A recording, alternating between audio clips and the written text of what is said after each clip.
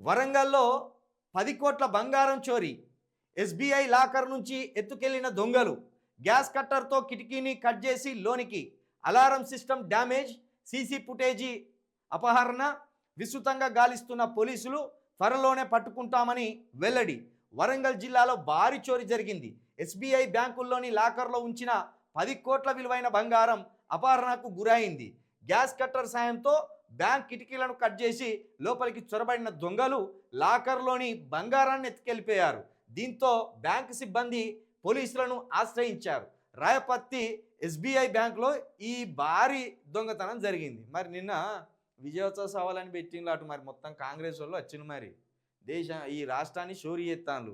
అందులో భాగంగానే ఈ ఎస్బీఐలో కూడా చోరీ చేసిన ఏందా చూసుకోరు మరి. ఎందుకంటే నిన్న విజయోత్సవ సవాలని పెట్టిండ్రు, వేలాది మంది వచ్చిండ్రు. కాంగ్రెస్ వాళ్ళు అంటేనే ఇక తెలుసు కదా, మోసగారులు, దళారులు, దోపిడీదారులు. కాబట్టి మరి ఇలా పడ్డది వాళ్ళేనా ఏంది అని అనుమానం. వాళ్ళే అని అంటలేము కానీ అనుమానం.